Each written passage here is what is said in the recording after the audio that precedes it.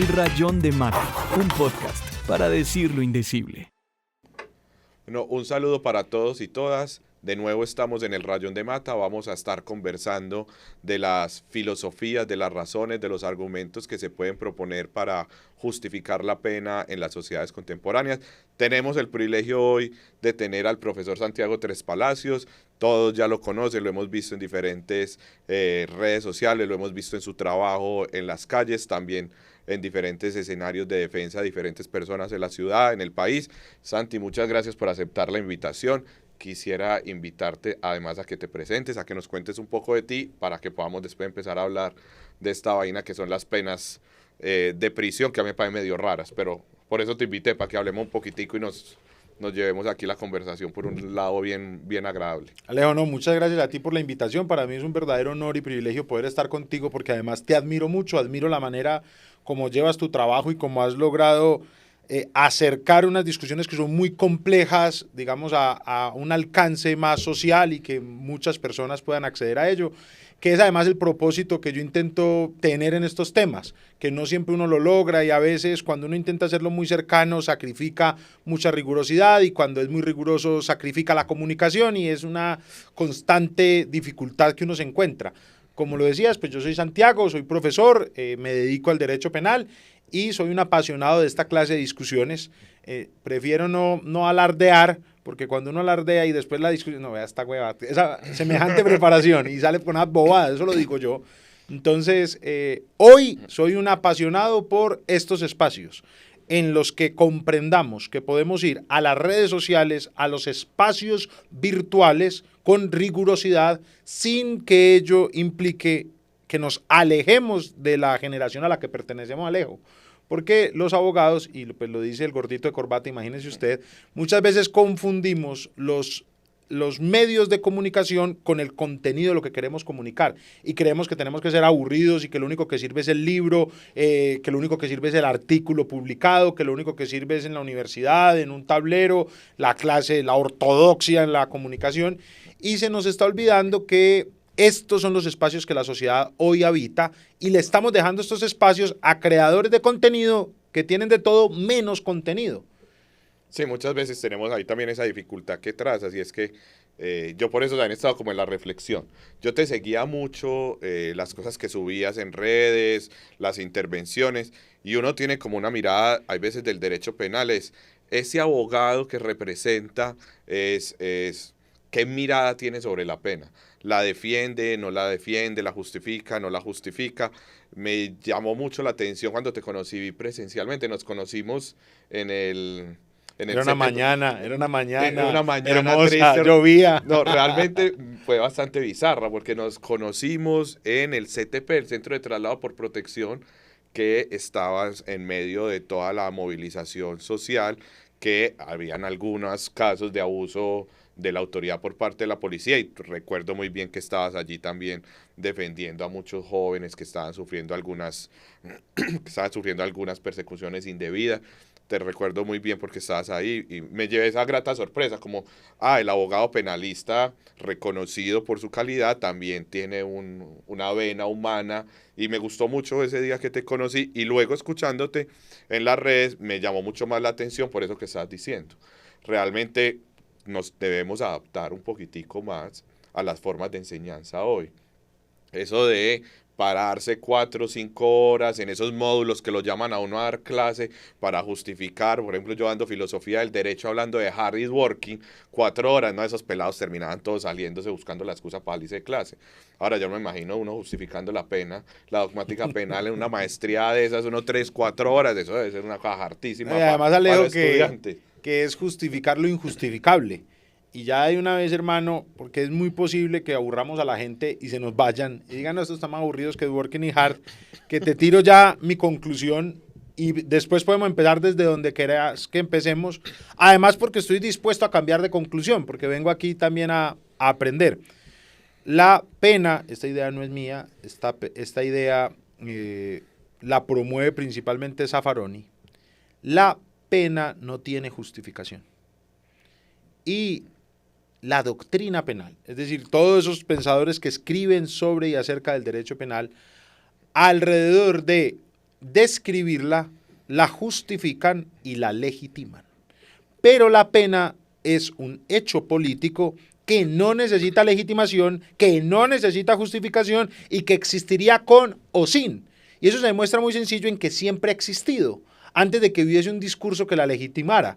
Opera algo así lo que Foucault podría denominar una operación ideológica, en la cual justificamos lo que no requiere justificación.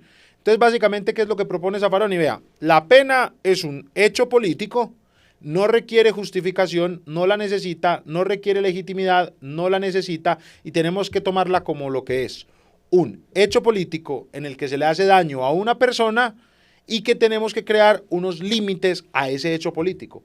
Y él hace una analogía muy interesante y es compararla con el derecho de la guerra o derecho internacional humanitario. Entonces él dice, los internacionalistas, los del derecho internacional humanitario, que es básicamente el derecho que regula los límites de las confrontaciones bélicas entre estados y también en conflictos de carácter no internacional o conflictos internos, como lo que se discutía entre el gobierno colombiano y las FARC, y regula las reglas de la guerra, pero la guerra es irracional. Y el derecho internacional humanitario no parte de la guerra tiene como fin la paz, la guerra tiene como fin la igualdad, la guerra tiene, que es lo que hacen los dogmáticos. Le dan la espalda a la realidad y mirando los libros y conjeturando con la mente, le crean fundamentaciones y razonamientos a una vaina que no los tiene. Y al final terminan volviéndola bonita. Yo lo que le digo a los estudiantes es, si los fines y funciones de la pena fueran verdad, en vez de servicio militar obligatorio, todos en 11, vámonos un año para la cárcel. La cárcel es tan buena según los fines. Claro, Alejo, porque te vuelve esa bonita. Claro, si te dicen que la cárcel logra que la sociedad no delinca, que la sociedad se intimide, que afirma el derecho, que el penado salga mejor, que el penado se rehabilite, que el penado no delinca y que adquiera unos mejores valores que con los que ingresó. A eso le llamamos resocialización, reinserción, prevención general positiva o negativa, prevención especial positiva o negativa. Ese es el acetaminofén. Esa vaina sirve para todo, pero hay que ir un día a la cárcel para saber que ninguna de esas funciones existe. Santi, porque sobre eso que dices, creo que vamos a estar más de acuerdo de lo que yo pensaba, pues, porque obviamente apenas estamos poniéndole doble clic a todo esto, porque claro, uno podría decir que el derecho es una mentira colectiva. Porque, bueno, se presume el conocimiento de la ley, una vez está publicada, nadie conoce la ley, un montón de pulverización normativa, tantas normas. Claro, también hay un montón de declaraciones de principios en el Código Penal, en el Código de Procedimiento Penal, que uno los mira y si uno lo estudia desde la dogmática penal, uno concluye como, bueno, esto tan ordenado, tan coherente, y termina uno, digamos, suscribiendo teorías sin haber, digamos, por lo menos deliberado si tiene algún sustento. Ahora, si uno reconoce eso, me llama mucho la atención la frase de Hart, para retomar lo que estás diciendo, llegando a la conclusión, es, por lo menos jurídicamente no está justificada. Si uno tiene que buscar la justificación, se tiene que salir del derecho y parece ser que tiene que ir a la política. Y es un hecho político. Y si es un hecho político, pues uno debería, bueno, políticamente, ¿cómo podría justificar eso? Y eso lo lleva uno a la filosofía moral. Te lo pongo en ese lugar para ponerte una frase, a mí me encanta, yo soy positivista, yo lo digo en toda parte, y porque como se están acabando el positivismo y estamos como en la rehabilitación de los dios naturalistas, que creo yo que es algo delicado y después podemos hablar de esa vaina, por los principios, y yo tengo como muchas críticas sobre eso, y entonces me encanta Hart. Hart en su libro El concepto de derecho dice que la pena es la imposición deliberada del dolor. Y yo, marica, ¿cómo así? O sea que uno de los filósofos del derecho más importantes del siglo XX nos está diciendo a nosotros, los que nos gusta estudiar esta vaina, no, el Estado toma la decisión de imponerle de imponerle el dolor a sus ciudadanos que le tributan, que le pagan impuestos. O sea que el dolor es la estrategia por medio de la cual prevenimos que alguien se comporte de manera errada o que viole los acuerdos a los que llegamos, que tampoco pues es que nos hayan preguntado mucho para los acuerdos en los que vivimos. Entonces a mí me llama mucho la atención, pero yo no sé, digamos que quizás para mí desde afuera, quizás vos como penalista la tenés más clara sobre eso. Para mí, cuando yo leí eso, yo quedé como, jue madre, o sea, hay una declaración clara. El Estado toma la decisión de imponer dolor en el cuerpo de los otros.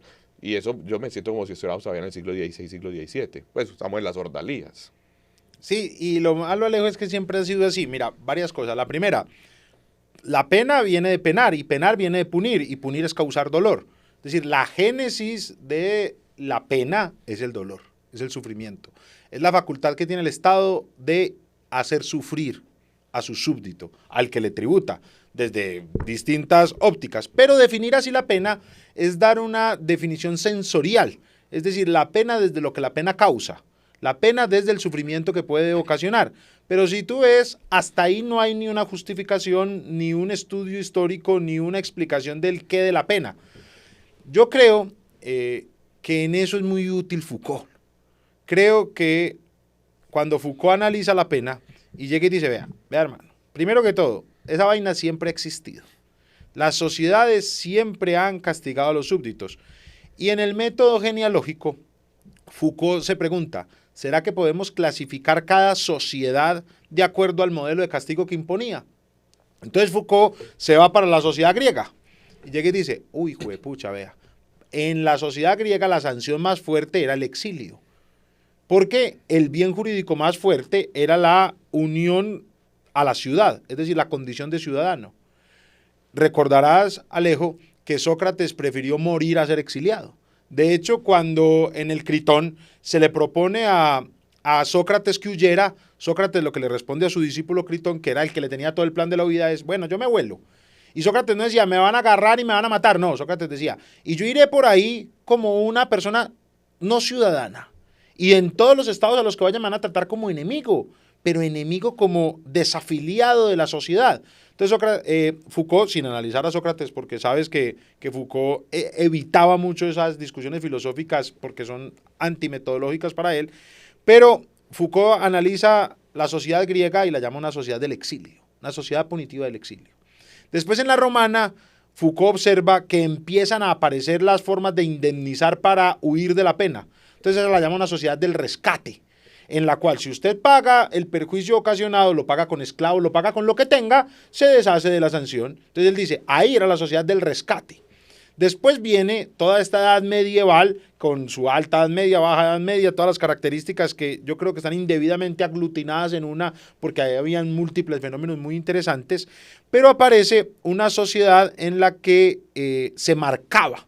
Es una sociedad de la marcación, en donde aparece el suplicio, en donde aparece la laceración física, las marcas en las personas, las mutilaciones de algunas partes para identificarlos. Y por último, que era la época contemporánea para Foucault y es la nuestra también, la sociedad del encierro. Contrario a lo que pensamos, Alejo, la pena de prisión tiene un origen bastante reciente. La pena de prisión surge, y vea usted, a finales del siglo XVIII, comienzos del siglo XIX.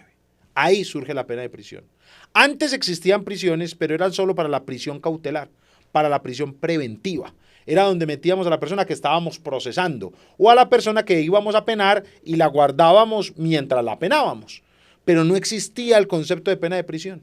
Y el catálogo de las penas era riquísimo. Los códigos penales tenían abundantes formas de sanción, porque podíamos mocharle una oreja, mocharle un dedo, mocharle el pie, matarlo, exiliarlo, lacerarlo, quitarle su familia, quitarle su derecho a heredar, quitarle su nacionalidad, etc. Y cuando aparece la prisión, propuesta por Bentham principal, no propuesta por Bentham, digamos que aparece la prisión y se aprovecha una obra de Bentham, el Panóptico, para justificarla.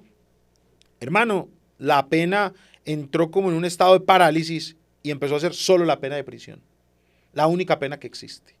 Y allí hubo un cambio total de los valores, porque ¿qué es la pena de prisión? Entonces a uno le dicen la privación de la libertad, ¿no? La libertad no se priva. La libertad existe. La libertad es lo que yo hago con lo que hacen conmigo. Y la persona que está en una cárcel es libre de hacer lo que ella quiera entre los límites que tiene, límites que tenemos todos. Todos en últimas estamos medio encarcelados en el mundo y en una sociedad capitalista con mayor razón tenemos unos límites materiales a lo que queremos hacer y no por eso estamos privados de la libertad. ¿Qué es la cárcel? Entonces, ¿qué es lo que le quitamos a las personas? El tiempo. ¿Y por qué les quitamos el tiempo? Porque en una sociedad capitalista el tiempo es dinero. Con la sociedad, con la revolución industrial, se empieza a fijar la atención en la importancia del tiempo, que antes no era importante, por eso no existía la pena de prisión. Cuando el tiempo comienza a ser lo más importante, la pena más importante es quitarle a la persona el tiempo. Y por eso la damos en años, en días, en meses. No es pena de primer nivel por el nivel de severidad, no. en años, en cantidades.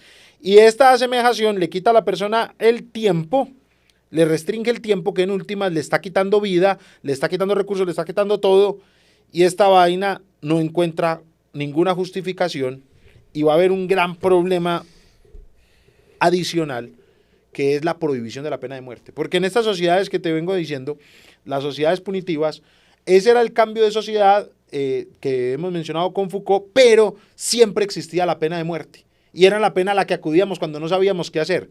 El paradigma de hoy, la dificultad de hoy es que la pena de muerte ya no la hemos aceptado, sino que la pena que siempre aceptamos es la pena de prisión.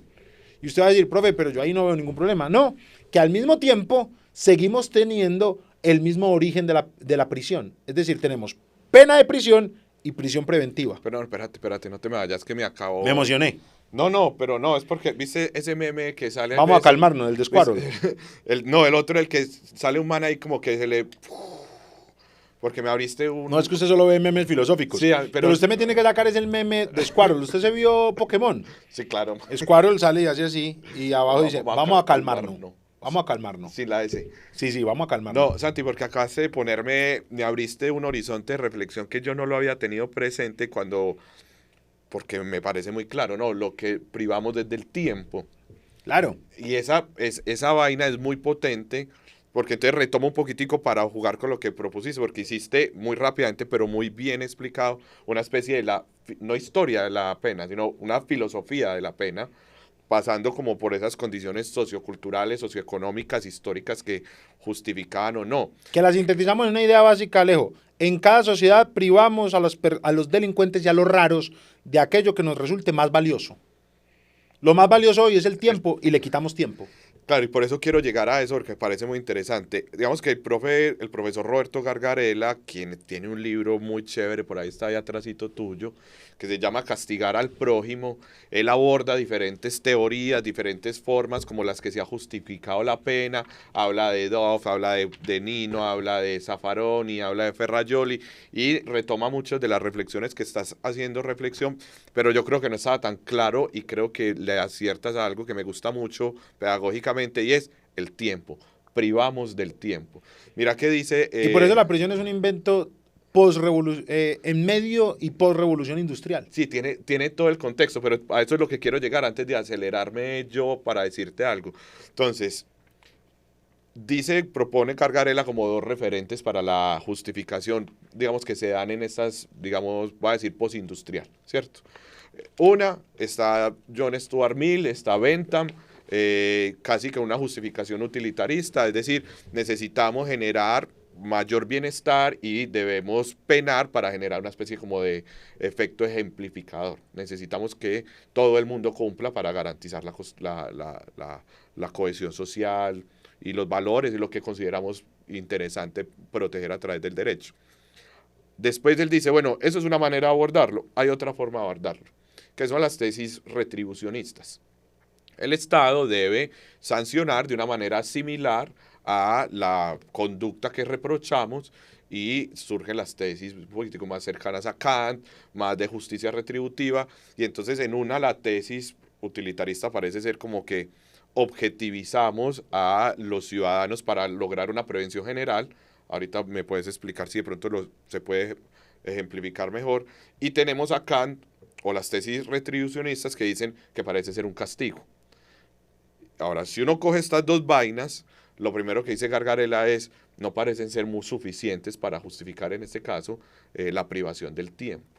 Y él lo dice soportándose en una idea que quiere utilizar lo que expresaste porque me pareció potente, es en una sociedad entre iguales, la distribución y la participación en la creación de los tipos penales y en la participación del servicio público, en este caso el que administra justicia y termina declarando la condena y privando del tiempo a una persona, en una sociedad entre iguales es más fácil justificarlo porque todos somos iguales, somos pares y todos tenemos la misma oportunidad de acceso. Pero en las sociedades capitalistas, como la que vivimos nosotros, acceder al Estado es supremamente difícil. Pues acceder a ser congresista de la República sin entrar a hacer una valoración de ningún otro tipo, sino solo descriptiva, pues es costoso. Es costoso recoger firmas si te vas por un movimiento independiente, es costoso hacer una campaña si te vas por un partido político. Es decir, ahí hay hay una manera ya de exclusión para poder participar en la creación de los tipos penales. Y lo mismo pasa para acceder a los cargos de jueces, porque es un cargo que se accede por el mérito, y el mérito también está precedido de tener la oportunidad de estudiar, de participar de la educación, que no siempre todos hemos podido participar de educación superior, gratuita, de calidad o en un colegio de calidad. Entonces hay como un doble filtro. Ni puedo entrar a participar de los tipos penales, ni puedo participar de la administración de justicia. Y además, cuando uno mira a quienes les imponen la privación del tiempo, por lo general son las personas que han tenido una condición socioeconómica mucho más precaria o están más precarizados, porque son a la mayoría de las personas. Y además los privamos del tiempo para que no puedan acumular riqueza. Entonces, viendo como me lo estás diciendo, yo digo, es el sistema perfecto para justificar o conservar las desigualdades sociales. Porque ponen tipos penales que benefician a un sector económico. Eso pues lo digo yo. Ahorita me decís, no, Alejandro, estás muy paranoico. Tipos penales para defender la propiedad, un estado de cosas, un statu quo. Tenemos una administración de justicia que acceder por mérito no es tan fácil porque no todos tenemos las mismas condiciones sociales, económicas para acceder a educación de calidad. Y además de eso, los que por lo general privan del tiempo es a personas con condiciones socioeconómicas muy vulnerables. Entonces termina concluyendo, y esto ya lo traigo de Gargarella, es parecer entonces que no tenemos un criterio para justificar la pena en sociedades desiguales. Lo digo porque me hizo eco en el cerebro, como yo dije, uy, marica, es que la privación del tiempo, con el que trabajo, con el que logro salario. Yo ahí logro ver, utilizando esa expresión metafórica que usaste que me gusta, en ese horizonte reflexivo, veo varios frentes y los voy a coger uno a uno y voy a decir una idea breve sobre cada uno porque ya viste que cuando me emociono con una idea termino hablando de 1000 otras.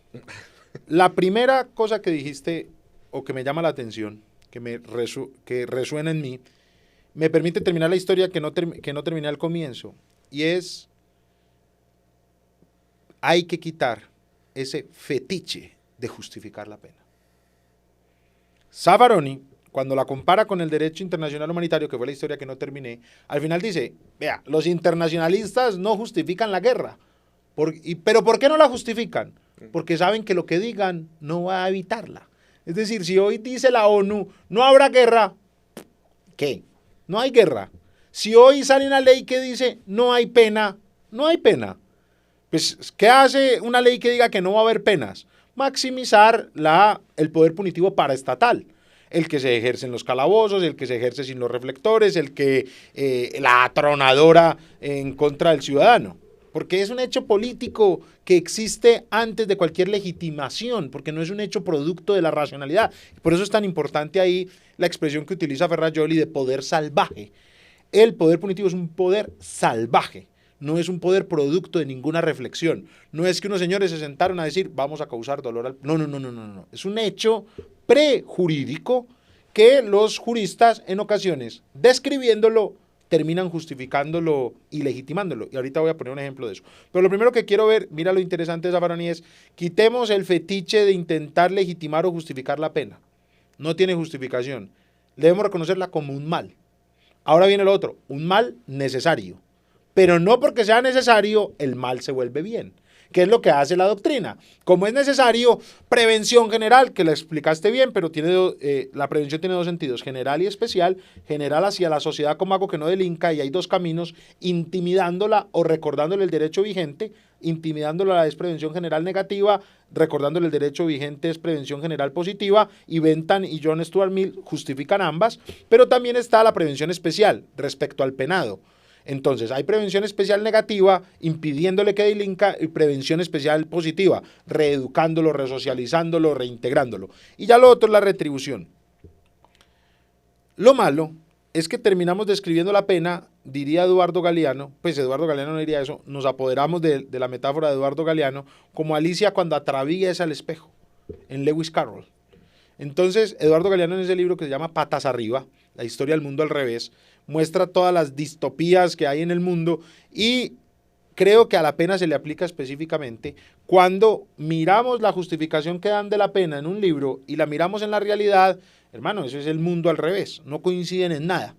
Ahora, Primer punto, entonces creo yo que debemos llegar a la conclusión o al consenso de que la pena es mala y por eso tenemos que y por eso deberíamos eliminarla, porque es mala. Abolicionismo, pero es necesaria y por eso tenemos que usarla.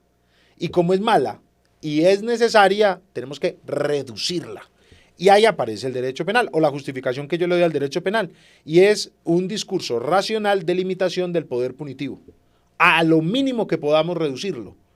Y ahí va a haber muchas discusiones, nada de esto va a haber un consenso, pero ahí hay un frente. Pero si tú miras, la pregunta por el retribucionismo y por la finalidad prevencionista es la pregunta por excelencia que nos hacemos siempre en la filosofía, el por qué y el para qué. El retribucionismo es el por qué de la pena y la prevención es el para qué de la pena.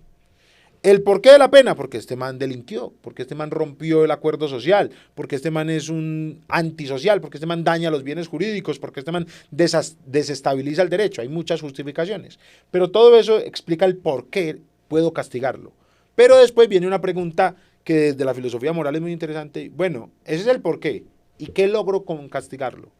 Ah, no, logro prevenir, logro esto, logro lo otro, y ahí ya viene como ese escenario. Entonces, esos dos tópicos. Tercer tópico. Alejo, la verdad, al capitalismo se le echa esa culpa, pero es que es una característica presente en todas las sociedades. En todas las sociedades, la administración del poder punitivo ha sido desigual, ha sido arbitraria y responde a unos intereses. Siempre, siempre. Y puedes coger cualquier episodio de la historia.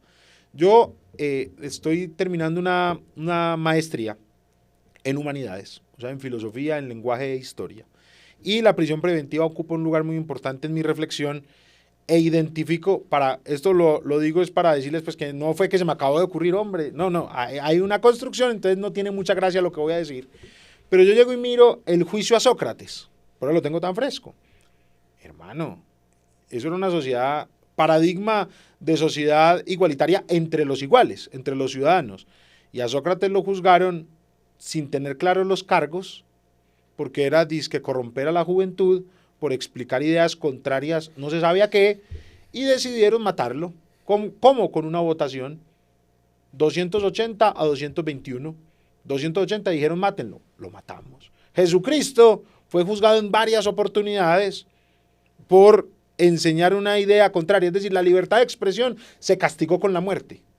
En esos entonces. Y así podríamos seguir con varios casos, pero lo que intento mostrarte es que el poder punitivo siempre se ha ejercido de una manera arbitraria y desigual, y al menos la dogmática es la primera aparición de un discurso racional de contención que por lo menos en muchas ocasiones ha servido de límite, de alguien que diga, oiga, alguien en el juicio de Sócrates hubiera levantado la mano, oiga, ¿y dónde estaba establecido que eso acarreaba la muerte? En ninguna parte, déjelo libre. Y quizá un juez hubiera levantado y déjelo libre. Es decir, hay muchos casos en los que el de Ruana ha obtenido justicia con base en ideas dogmáticas. Es fácil decir, es que el derecho siempre va en contra de los pobres, sí, pero hay muchos casos en los que los pobres salen beneficiados gracias a la dogmática. Y hay muchos casos en que los ricos salen perjudicados gracias a la dogmática. Entonces tú vas a decir, no, entonces ya este man nos salió pues con que la justicia en Colombia es igualitaria, es maravillosa. No, ya ahí viene... que me empieza a salir el surdaje, pero yo lo trato de controlar. Claro, pero ahí ya viene la conclusión crítica, Alejo. El poder punitivo siempre se ejerce contra tres clases de individuos. Los pobres, los enemigos y los brutos. En la cárcel solo hay pobres, enemigos y brutos. Pobres, enemigos y brutos. Hay unos que son los tres. Y es en estas sociedades donde se centrifica tanto los medios de acceso a las posibilidades, la población que está en la periferia de los recursos me refiero, es la más cercana a estar, es la clientela por excelencia de la máquina penal. ¿Por qué? Porque tiene unas dificultades nutricionales, tiene un ámbito en el que se forma con unos valores tergiversados, no tiene el mismo acceso a los medios de educación, ni tiene el mismo acceso a los medios de producción. Entonces es normal que él sea pobre, a la vez, digamos bruto, pero no estoy diciendo que todos los pobres son brutos, ni más faltaba, y además que pues, sería una idiotez decirlo, pero lo que intento decir es que encaja perfectamente en el prototipo de la clientela por las dos características. Están precarizados Y totalmente. están precarizados totalmente. Y en un sistema capitalista, el precarizado es el enemigo. Entonces mira que tiene toda la vocación para satisfacer las tres características. Pero hay personas que no están en esas condiciones, pero también están en las cárceles. ¿Por qué? Si no son pobres, es porque son muy brutos o son el enemigo. Voy a ponerte un ejemplo Dale, sí, sí. que lo explica. Y alguien va a decir, ¿y culpables e inocentes? Sí. Y algunos son culpables y algunos inocentes, pero esas son características accidentales del sistema. Porque además usted cambiando una coma, alguien puede ser culpable o inocente. Eso, no se preocupe. Siempre va a haber un argumento para decir lo uno y lo otro. Hay argumentos para decir que Garavito es inocente. Los hay. Y ahorita podríamos hablar de eso. Y hay argumentos para decir que Jesús era culpable. Siempre vamos a encontrar argumentos. Eso tengámoslo claro. La pregunta es, ¿qué argumentos se escogen? Depende de si estoy frente al enemigo, frente al pobre o frente al estúpido, al imbécil.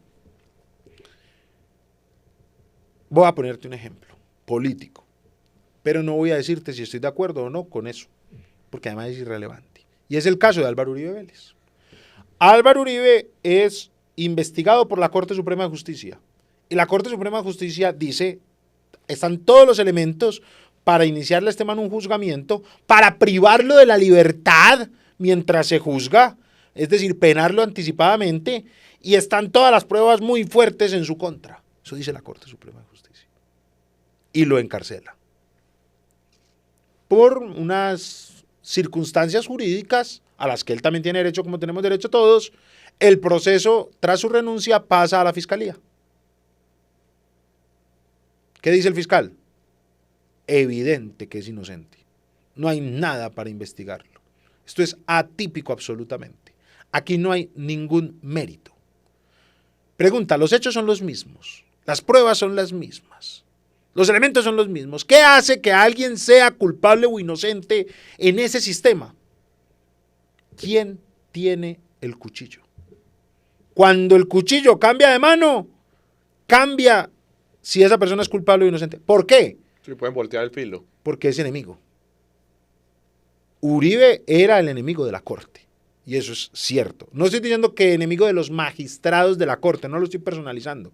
Pero es claro que el gobierno de Uribe fue condenado, pues el Estado colombiano fue condenado por interceptar a los magistrados. Fueron claras las tensiones entre esos dos poderes y pasó eso. Y después la fiscalía, que era puesta, el fiscal propuesto por un gobierno afín, era el amigo. Pero si ves lo único que Uribe seguía siendo igual de poderoso. Uribe seguía siendo igual de rico, Uribe seguía siendo igual de inteligente. ¿Qué cambió? Que ya era el enemigo o que no era el enemigo. Entonces es muy bonito ver que toda esa sabiduría estaba en Martín Fierro. Cuando llega y dice el libro de Martín Fierro, el libro acerca de Martín Fierro, en un personaje que se llama El Moreno, dice, la ley es como el cuchillo, no hiere a quien la maneja. Y después dice, esta parte sí la parafraseo porque no la tengo tan clara como la primera. La ley es tela de araña y en mi ignorancia lo explico. Nunca la tema el grande, siempre la teme el chico. Pero me quedo con eso. La ley es como el cuchillo. Y eso es el poder punitivo, Alejo. Un cuchillo que se ejerce contra el enemigo. Y el enemigo suele ser el bruto, el pobre o quien sea mi enemigo por los intereses que representa. Santi, pero ven y rayemos sobre eso que estás diciendo por varias razones. Ahorita me gustó la expresión, distingamos el por qué y el para qué. Y me quedé pensando en una propuesta que hace, y también estoy jugando un poquitico con las palabras de Gargarella. Él dice, vamos a empezar a distinguir, tenemos el sistema penal, tenemos la manera de imponer privaciones del tiempo. Ya nunca más voy a volver a decir pena privativa de la libertad. Sí, pero mírale, claro, porque es que en una sociedad capitalista todos estamos privados de la libertad. Sí, sí. Además que tendríamos que entrar a rayar sobre qué significa libertad. Pues claro, por eso que estabas diciendo, porque uno tiene una noción muy ontológica de libertad es que y todos tenemos restricciones. Eso parte de Hobbes. Sí. Hobbes dice, ¿qué es la libertad? La libertad es poderse desplazar sin limitaciones. ¿Qué es la privación de la libertad? Es tener limitaciones para desplazarse. Y ese concepto que es muy ontológico es el que aplicamos. Pero cuando uno escudriña, se encuentra que no hay ninguna privación de la libertad. No, estamos llenos de restricciones, pero venga, no se me vaya. Gargarella dice, bueno, venga, lo estoy parafraseando también un poco, él dice, ya que tenemos el sistema penal, ya que nos estamos preguntando filosóficamente acerca de las razones morales que podemos ofrecer para respaldar o no, él dice, quizás deberíamos volver a empezar desde cierto ideal regulativo o poniéndose en un punto, digamos, cero, volviendo a apelar a John Rawls como ese punto como en el que tratemos de decir que todos estamos en las mismas condiciones. Él decía, bueno, proponía reproche, castigo y pena. Y volviendo a lo que decías ahorita, el por qué y el para qué. Porque en esas dos expresiones que nos propones, yo diría, ¿será, y ahorita decías, es un mal necesario, ¿será que lo que requerimos es un reproche social? Y lo que es necesario es el reproche para poder garantizar la cohesión social y el compromiso con los valores originarios de las sociedades contemporáneas, y necesitamos reproche porque queremos conservar la sociedad. ¿Será que las únicas formas de reproche que tenemos son el castigo y el castigo la pena? Yo sé que es un poquitico contraintuitivo, pero él lo propone de esa manera. Y te lo pongo en ese lugar porque parece ser que se va deslizando en el resto del libro en las justicias restaurativas. Yo le dije, si quisiéramos realmente cumplir los objetivos o los fines y los principios previstos en los códigos generales, en los códigos penales, parece ser más útil las justicias restaurativas que esas justicias que se fundan en las prevenciones generales especiales o la justicia retributiva, porque realmente entonces no estamos restaurando el tejido social, no estamos consolidando la cohesión y los acuerdos y los compromisos preconstitucionales y constitucionales. Y me gusta ese lugar, claro, lo hablábamos hace un par de semanas que nos estábamos escribiendo, como que yo todo el tiempo estoy buscando las razones para abolir la pena. Y entonces busco la nota al pie que me sirve a mí para decir, bueno, pero si la pena es un mal necesario, podríamos buscar otras formas de reproche que no terminen con la privación del tiempo. ¿Otras formas de pena? Y que son otras formas, bueno, está bien, otras formas de pena que sean un poco más, que reconozcan eso que estábamos hablando, y es que quiénes son los que terminan recibiendo las penas. Sí, pero mira que por más que intentemos ponerle palabras para segmentar, el problema es el mismo. El reproche es la pena. Es la pena. No es que una cosa es el reproche y otra cosa es la pena. No, una cosa es el reproche y otra cosa es la prisión. Porque la prisión es una forma de pena. Solo que a partir de finales del siglo XVIII, como lo expresaba, cuando la prisión aparece, se vuelve casi que la única pena. Entonces la gente ya cree que pena es igual a prisión. No, cualquier forma de reproche es una pena. Ahora, tú acabas de... para mí, la justicia restaurativa, y creo que acabas de tocarlo, le pone un nuevo elemento a esta ecuación. Ya tenemos claro el por qué, el para qué y el deber qué. La justicia restaurativa introduce en la fórmula el deber, es decir, le da un carácter deontológico. ¿Por qué? Porque resulta que el por qué y el para qué se olvida de la víctima. Y le dice a la víctima, véase saciada en que el que le causó sufrimiento está sufriendo. Eso es la justicia retributiva desde la perspectiva de la víctima. El que mató a su hijo lo vamos a matar, o el que mató a su hijo lo vamos a encadenar 70 años. Véase saciada en la venganza. Y en la finalidad, sociedad, véase saciado en que este individuo va a mejorar y va ta. Pero hay una pregunta. ¿Qué debe hacer el proceso penal respecto a la víctima? Y no solo a la víctima individual, sino al tejido social que fue ofendido por esa persona. Y ahí es donde introduce esas fórmulas, es parémonos en el pie de la víctima, pongámonos en su situación y empecemos a ver cómo el tratamiento penitenciario o punitivo puede ayudar a reconstruir lo dañado en cuanto se pueda. Y ese es el paradigma de la justicia restaurativa. ¿Cómo terminan conjugando este trinomio, estas tres variables de el por qué, el para qué y el deber, que va atado a ambos lados? Porque mira, el deber va atado a la retribución porque en última se quiere retribuir el daño que se le hizo a alguien, entonces hay que pensar en ese alguien. Y en el para qué, porque puede ser un objetivo del tratamiento penitenciario. ¿Qué es lo que, a la propuesta que yo termino llegando, o a la conclusión que termino llegando, que no es ideal, porque estamos hablando de un mal, y nunca va a haber una propuesta ideal? Es que nosotros tenemos que ampliar el catálogo de las penas, quitarle el monopolio a la prisión, reservar la prisión para las verdaderamente más graves vulneraciones del tejido social, porque como la prisión no tiene ninguna razón, no tiene una justificación desde la razón, tiene que ser la respuesta a aquello que tampoco tenga ninguna razón. Es decir, nadie me puede decir a mí que a Garavito le podemos aplicar la justicia restaurativa, porque lo que él hizo es irrestaurable. Nadie me puede decir a mí eso. Entonces, dejemos la prisión, pero establecida claramente para lo que verdaderamente es gravísimo, y empecemos a jugar con un catálogo de penas, en el que alguno puede ser la infamia, que era básicamente lo que estabas mencionando ahorita, del reproche, pero es una forma también, es también una pena, y de hecho es la pena ideal según Foucault, pero eso, ahí Foucault cae en lo que él mismo argumentaba, todos consideramos pena la privación de aquello que consideramos más valiosos. Vea, yo he tenido clientes que cuando les digo el tiempo que pueden ir a prisión o las posibilidades de no, a través de indemnizaciones, etcétera, me dicen, no, yo me voy ese tiempo. Esa persona considera más valioso el patrimonio que esa parte de la libertad. O hay personas que cuando están en prisión preventiva, yo les digo, hermano, usted va a durar aquí guardado 4 años.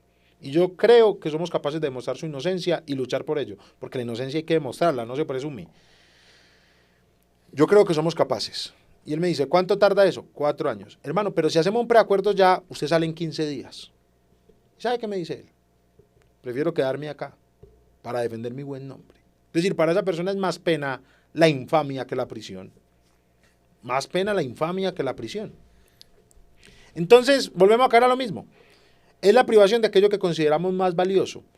Yo lo que creo es que nosotros tenemos que coger el Código Penal, reducirlo a su mínima expresión, poner solo los comportamientos verdaderamente lesivos y hacer un catálogo de penas que responda a distintos fenómenos de distintas maneras.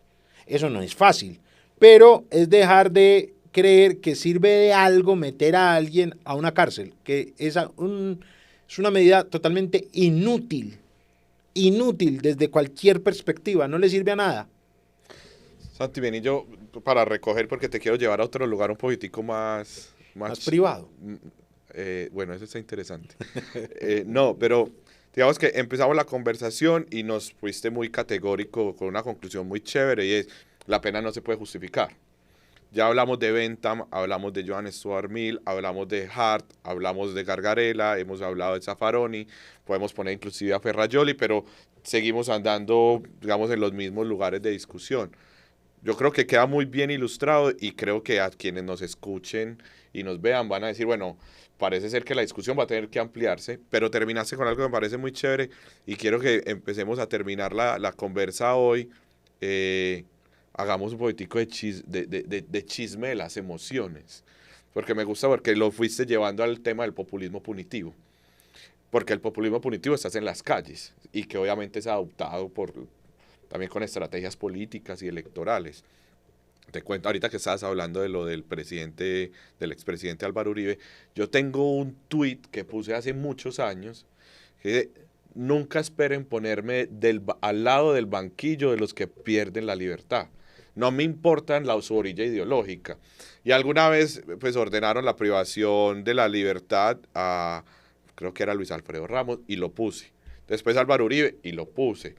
A todo el que lo pone, no me importa si es de derecha o izquierda. Es como el meme de Esponja, sí, que abre ahí y dice la vieja y confiable. Sí, yo siempre lo tiro. Ah, marica, sí me han tirado duro. Claro, porque en todas las orillas ideológicas hay una sed de retribución, de venganza, de castigo, de la que no nos salimos. Es decir, no distingue, no es como, porque también hay un lugar de superioridad de algún sector de la izquierda que dice, no, nosotros somos progres. Ah, sí, pero cuando para pedir cárcel a la gente, para Andrés Felipe Arias, pedir cárcel para Uribe, pedir cárcel para todas las personas responsables de algunos crímenes de lesa humanidad y de guerra en el marco del conflicto armado, sí la tienen clarísima. pero para pedir justicia restaurativa para sí, ahí no la tienen como, no son como tan coherentes en sus reclamos. Y te quería preguntar sobre eso, hablando ya de política criminal, y es que, porque empezaste a hablar de reducir el Código Penal. Realmente nuestra política criminal está construida muy con el pálpito del chisme y el análisis o el anhelo de hacer populismo punitivo. Realmente da muy buenos réditos, genera buenas consecuencias políticas, electorales. Inclusive te puedes pasear en el espectro ideológico de cualquier lado. Pena de prisión quiere la izquierda, el centro y la derecha. Y encuentran además un valor moral en imponerla. Acabamos de hablar 35, 38 minutos, de decir, es que no hay manera de justificarla, pero políticamente genera unos réditos muy importantes. Sí, Alejo. Lo que pasa, primero respecto al trino, lo que pasa es que las discusiones públicas son multidimensionales y las personas solemos volverlas bidimensionales. Entonces vemos el mundo y clasificamos el mundo externo como está nuestro mundo. Por ejemplo, yo clasifico el mundo entre garantistas y antigarantistas. Tú, quizá, como tienes más clara tu ideología económica, puedes clasificar el mundo entre izquierda y derecha. Y por eso pones ese ejemplo. Otro lo clasifica entre militaristas y anarquistas. Otro, entonces, encuentran confusiones donde no las hay.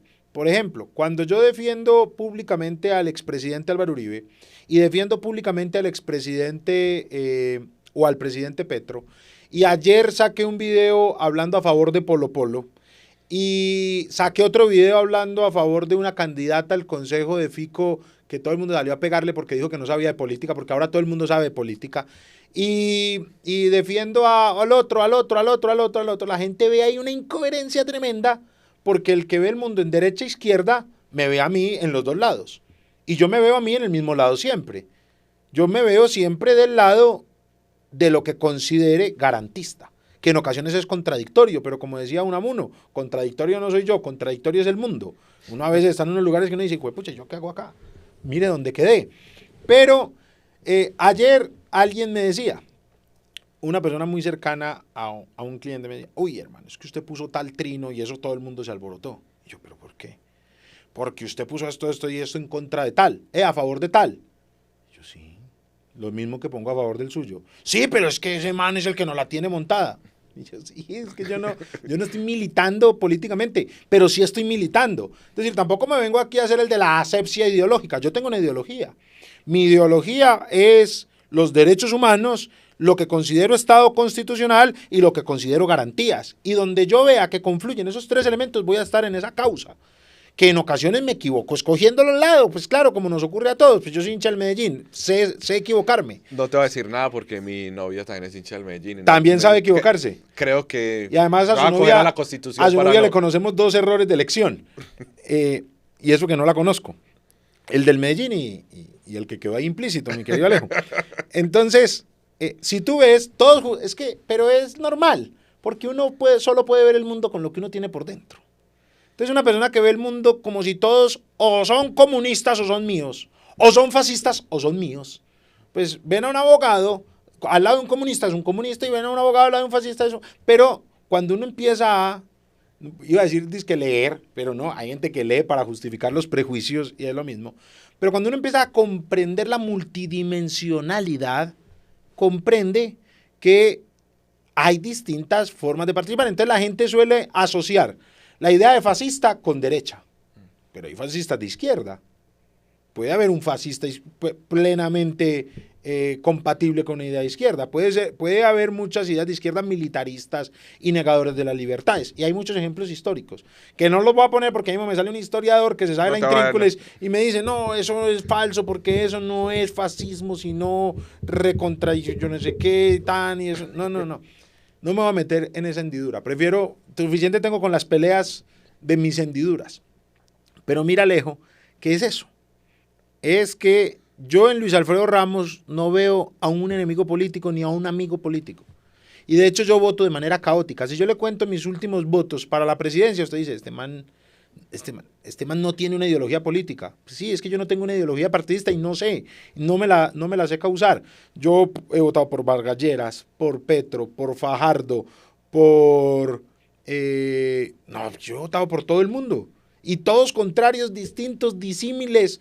Porque en un momento considero que esa es la mejor opción comparándola con la otra, comparándola con el mismo, comparándola con las circunstancias. Yo, por ejemplo, creo que la mejor opción para el 2002 era Álvaro Uribe. Y no votaba en ese entonces, pero si devolviera el tiempo votaría por él en ese momento. Pero era la peor opción para el 2006. Era la peor opción para el 2006. Y en el 2006 hubiera votado por cualquier otro, el que se le parara enfrente. El mundo cambia, sus circunstancias cambian y nuestras valoraciones del mundo cambian. Entonces ahí me emocioné, ahí ya venía el populismo punitivo. Es que yo ya te iba a traer, pero yo dije, no, Santi vuelve al populismo punitivo. Yo voy a hacer nada más un paréntesis muy rápido y es, yo creo que buena parte de los problemas que tenemos en el derecho son de los naturalistas. Entonces, si a mí me preguntan cuál es, como Alejandro, bueno, no en eso, porque lo hago siempre con mis amigos molestándoles, es que el problema es de ustedes los naturalistas porque son objetivistas morales y creen que hay una regla o un ponderómetro que nos dice qué es lo bueno y lo malo, cuáles son los buenos, cuáles son los malos. Y ustedes lo tienen muy claro cuál es la frontera. Pero el ponderómetro es más de los positivistas alexistas. No me vas a meter en eso, que Alexis no es positivista. Pero volvemos a reunirnos, porque una vez a otro profesor le dije, y Dworkin también es un naturalista. Y Dworkin y Alexis, y Robert Alexis. Después peleamos eso. Pero a favor o en contra de eso, yo creo, Alejo, que el naturalismo y el positivismo, voy a decir una sandez que usted me va a pegar, ya es una discusión que hoy perdió vigencia. Porque el naturalismo logró su propósito de incluir en los instrumentos sobre derechos humanos esas ideas o muchas de las ideas que estaba intentando promover y las positivizó. Y el positivista cree que esa es la victoria del positivismo y porque ahora sí, una persona... Yo como positivista te digo, perdimos. Sí, claro, pero tú Alejo, por ejemplo... Por la estructura normativa. Claro, Alejo, pero por ejemplo, tú hace 100 años serías naturalista. Por una sencilla razón. No hubieses logrado nunca lo que has logrado en el activismo jurídico en un modelo positivista anterior al actual. Jamás hubieras logrado promover, ustedes saben, pues, esa es la fama que te antecede, el demandador, el demandista de la inconstitucionalidad en Colombia, y que lo has hecho con mucho éxito. Un modelo positivista con los insumos de hace 60 años no hubiese logrado ninguna de esas, porque te hubieran dicho, es que la ley es clara en que en los sitios públicos no se puede hacer eso. No, pero es que hay unos valores de la sociedad y no, eso es un naturalismo. No, eso no es un naturalismo. Claro, ¿de dónde lo saca? Lo saco del interés superior. De un naturalismo, viejo, váyase. Claro, tú eres en este momento un positivista muy bien formado, pero que se sirve de unas estructuras contemporáneas que hacen que el positivista pueda ser progresista, pueda ser libertario, pueda ser liberal, pueda hablar cosas muy bonitas. Entonces yo lo que digo es, hombre, es que yo creo que yo hace 100 años hubiera sido Dios naturalista. Hoy ya no. ¿Por qué hoy ya no? Porque es que los derechos humanos, los instrumentos sobre derechos humanos, el marco constitucional y todas las normas y principios que tenemos ya positivizados me permiten concretar el sentido de justicia en varias discusiones. Pero por eso te lo quería poner así, porque si lo notas, el populismo punitivo está muy íntimamente ligado con unas nociones de justicia muy sustantivas, muy ontológicas, muy naturalistas. Pues a lo que te quería... Yo creo que el populismo punitivo es muy sensacionalista. Toca las sensaciones de las personas y es una fórmula muy barata. Entonces, no barata de Alexander, ni más faltaba, sino económica, no le requiere recursos y está hecha más o menos por la siguiente ecuación. Los medios de comunicación necesitan del rating. Para el rating tienen que tocar las emociones o sensaciones de la mayor cantidad de la población. Cuando identifican algo, en qué ponerle eso, enfocan eso, la gente se emociona, pero al mismo tiempo los políticos necesitan que esos medios de comunicación le pongan el foco para que la población esté con ellos. Entonces, si el medio de comunicación le pone el foco a una violación muy grave de una niña, el político sabe que tiene que salir de inmediato a proponer una ley en contra de los violadores para que ese foco del rating se le ponga a él y él llegue a la multitud. Entonces, para él es gratis hacer proyectos y proponerlos y ponerlos y todo eso, y genera esta falsa idea. pero no es que la gente sea muy mala y esté buscando justicia, no, está buscando sensacionalismo. Sería eso proponer que a Falcao le den la Cruz de Boyacá. En el momento adecuado esa puede ser una propuesta igual de efectiva que la prisión perpetua. Entonces, si tú ves, todas las reformas legislativas que hemos tenido, que llamamos populismo punitivo, dependen de casos emblemáticos en un momento determinado y en ocasiones llevan a buenas leyes. Por ejemplo, yo estoy de acuerdo con la tipificación específica del feminicidio. Okay. Pero el feminicidio se llegó a él por populismo punitivo. Solo que el populismo punitivo, pero los que están de acuerdo con el feminicidio van y dicen, eso no era populismo punitivo. Eso fue un ejercicio racional de verificación de los intereses populares. No, populismo punitivo. Solo que el populismo punitivo es únicamente la descripción del fenómeno que acabo de decir y es una juntura de elementos que hacen que la política criminal se haga es pensando en la popularidad que tiene la medida, de acuerdo al sensacionalismo. Entonces, hago una medida que me da votos, El día que un político crea que eliminar artículos da votos, va y los elimina. Él no está persiguiendo un deseo de justicia, él está persiguiendo votos. Y los votos reaccionan a las sensaciones. Solo que a todos nos gusta más, si a la izquierda vemos a un señor sobando un gatico y a la derecha vemos a un señor pegándole a un niño, nos quedamos viendo al señor pegándole al niño. Es decir, la violencia vende más que la paz, porque la violencia es salvaje mientras que la paz es civilizada, usando los términos de nuevo de Ferrajoli. Entonces no, el populismo punitivo es simplemente el fenómeno como funciona. Y a veces da buenas cosas y a veces da malas. La mayoría de veces son malas. Pero por ejemplo el feminicidio fue consecuencia de este caso, ¿cómo es que se llamaba esta dama que fue gravemente asesinada? Creo que era Rosalvira Celi, ¿cierto? Rosalvira, sí, en Bogotá. Y ese es un caso que había pasado muchas veces. Nunca se le ponía el zoom. Aparece Rosalvira Celi, todo lo que ocurrió allí, unos legisladores se hacen a esa idea, la ley Rosalvira Celi era como la llamaban al principio, logran introducir el feminicidio y el feminicidio aparece como delito. ¿Por qué estoy de acuerdo? Porque yo creo en algo muy chévere que llegó a mí en este último estudio que estaba haciendo y creo que fue una de las cosas que justificó hacerlo, que es unos planteamientos de una filósofa que se llama Miranda Fricker. Y Miranda Fricker plantea una categoría muy interesante que llaman injusticias epistémicas. Y las divide entre injusticias epistémicas hermenéuticas e injusticias epistémicas testimoniales. ¿Qué es una injusticia epistémica hermenéutica? Miranda llega y dice, hay personas que padecen una situación que por no tener nombre no pueden administrar. Okay. No tiene, pucha, eso no tiene nombre. Muy bien. Y si no tiene nombre, no sé qué me está pasando y no sé dónde está y no sé qué está y no existe, porque lo que no tiene nombre no existe. Entonces lo que hace el feminicidio es ponerle nombre a la violencia machista extrema que termina cosificando y matando a la mujer y que ocurre con mucha frecuencia. Entonces la gente dice, ¿es el homicidio a una mujer? No, no es el homicidio a una mujer. No es el homicidio a una mujer. Es como el regicidio no es el homicidio a un hombre rey. No. Es que esta sociedad tiene que ponerle énfasis a unas estructuras de violencia que terminan siendo más graves y más catastróficas contra la mujer. Sí, yo sobre el feminicidio solo siempre pero aprovecho que estamos hablando de Pero eso. si ves que el origen es populista. Sí. Pero logra algo bueno. Pero espérame un segundito para terminar ahí con la cuña de Miranda. Si Miranda nos está viendo, que esperamos que esté viendo el Rayón de Mata, Miranda Fricker, pues, obvio no. De pronto sí, ¿no? Cuando estemos traducidos. Cuando estemos traducidos al inglés. Entonces, si alguien tiene ahí una inteligencia artificial para traducirlo y se lo puede mandar a Miranda, por favor. Entonces, el hecho de darle una palabra lo dimensiona. Por ejemplo, pues a nadie le gusta la palabra falsos positivos, pero yo no encuentro otra manera de nombrarlo.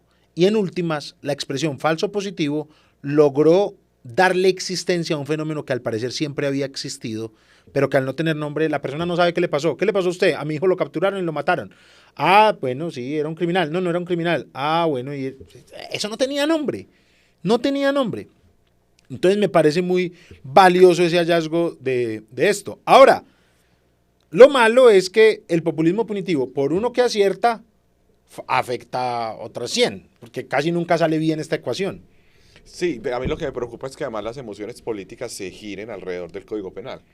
Claro. Porque si siempre vamos a terminar en el Código Penal para construir las expectativas políticas y electorales, pues estamos presintiendo el resto del espectro de las discusiones. Pero por lo menos hoy, Alejo, tenemos y eso es punto para los positivistas,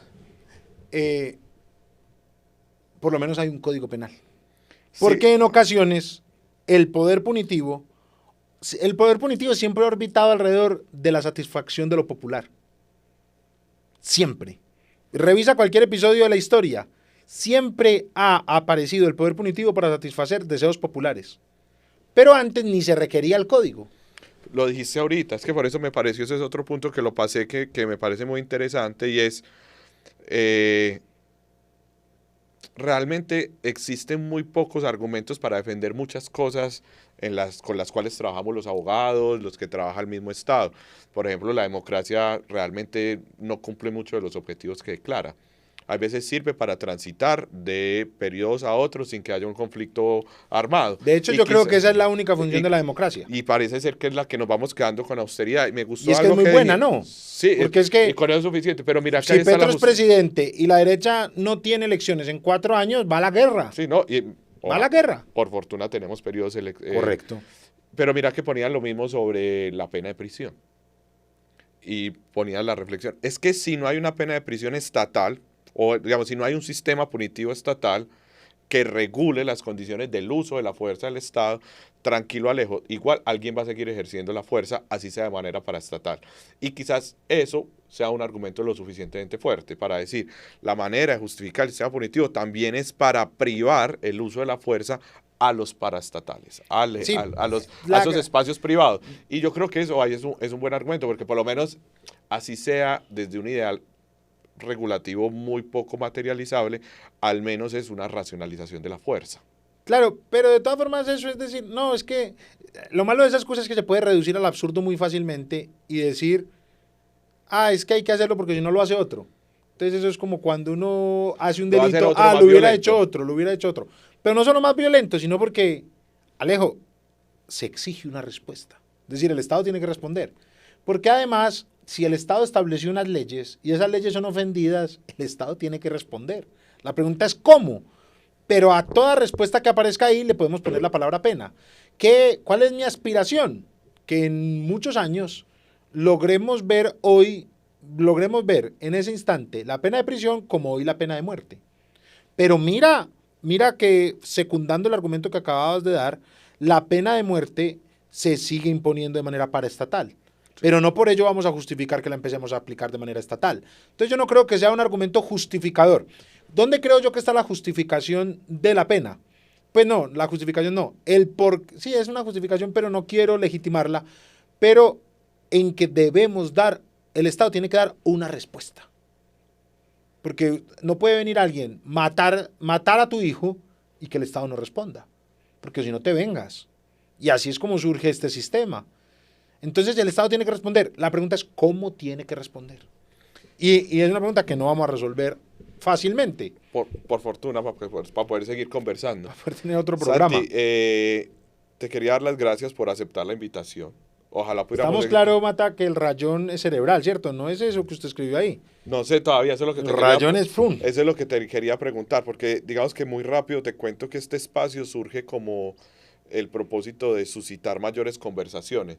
Yo muchas veces he propuesto diálogos y alguna gente sale, otra gente no sale, otra gente sale con los taches, y no es tan fácil. Creo yo que vivimos en una sociedad que se ha negado sistemáticamente a deliberar sobre los dilemas y las perplejidades que acontecen día a día en la existencia humana, y el propósito de este espacio es conversar. Hay una parte que a mí me gusta decir, es decir lo indecible, ¿cierto? O ser profundamente incorrectos sobre el estado de cosas que nos imponen de qué se habla y qué no se habla. Y yo creo que ese es el rayón. El rayón de Mata es tratar de ser permanentemente disruptivo sobre lo que se conversa o no. Yo te quería preguntar a pero vos. Hay una forma más bonita de decir lo indecible, menos sonora, porque decir lo indecible hay una contradicción ahí insubsanable, pero mira cómo suena bonito, decir lo inefable. Sí, lo que pasa es que aparte que soy positivista, lo inefable me va para la metafísica. Es verdad. Pero es porque esos son mis rayones, que le pongo muchas veces. Ya lo vimos. Pero para terminar, vos no tenés rayones. No todos. Pero decime uno, pues, que como que digas como... Ah, no, ya estás como en el Instagram. 10 datos random sobre Sí. TUI. Ya lo hiciste, no, yo no lo voy a hacer. Porque... Sí, pero yo siempre respondo a eso con gracia y con algo de... No, Entonces no, yo puse 1 raya 10, Alma es lo más hermoso del mundo. Alma es mi hija. Sí. Y subí la foto de Alma. Y en alguna oportunidad también en una de esas he subido a Santi, que es mi otro hijo, y pongo ahí algún comentario medio jocoso. No, Alejo, uno es el resultado de sus traumas. El uno, el y lo que rayón hace con tuyo, ellos. ¿cuál es? ¿O no lo has pensado? Nunca he pensado en mi rayón, pero sé que tengo muchos. Muchos. La gracia es que De la cada uno- personalidad, no soy capaz de ir a una audiencia sin traje. No Sí, soy capaz de ir a una audiencia sin estar en yo lo tengo que decir, porque además es sábado, estamos grabando hoy sábado. Te dije que te podías venir como te diera la gana, que podrías ser Leo, libre. pero tú te viniste como te vistes en semana, yo también. Pero estás muy elegante. Pero no, está bien, está bien. No, yo le decía a Alejo que el vestuario es el primer acto de comunicación social que uno realiza. Entonces yo le pregunté, ¿el programa cuándo sale? ¿Cuándo se emite? Y él me dijo, no, todavía no se emite. Ya, eso se emite en semana. Sí, Yo en sí, semana estoy de traje, porque yo me he visto es por la ocasión, no por el día. Ok. Si el lunes vamos al Parque de las Aguas, me voy así. Pero si ves, Si el lunes festivo también sale algo ya más pero profesional, si ves estás Alejo, de trajo. si ves Alejo, que, no, si el lunes festivo me invitan a un matrimonio, voy de traje. Sí, sí, claro, está bien. ¿Usted ve que va a un matrimonio? No, yo de Bermuda. Por eso. Es que Pero- por eso no me invitan a Pero matrimonio. sabe Alejo que usted y yo hacemos lo mismo.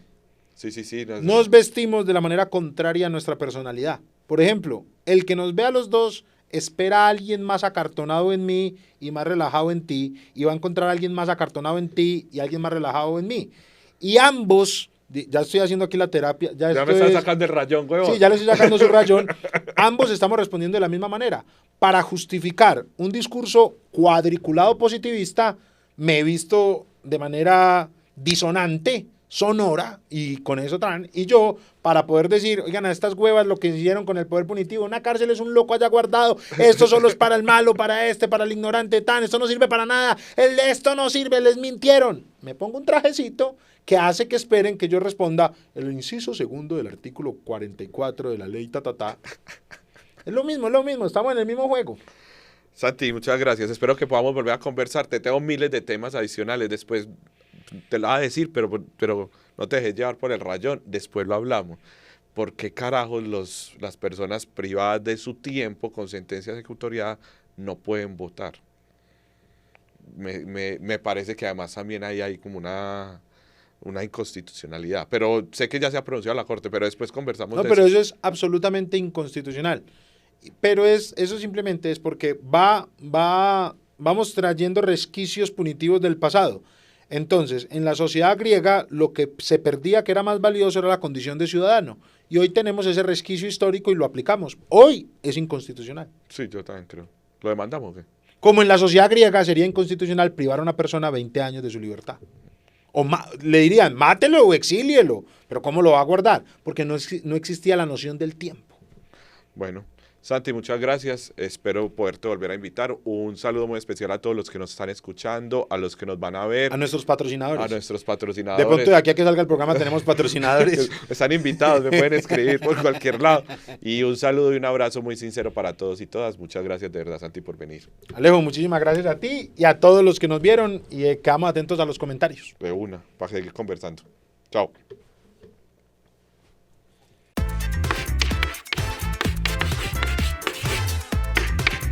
El Rayón de Mata, un podcast para decir lo indecible.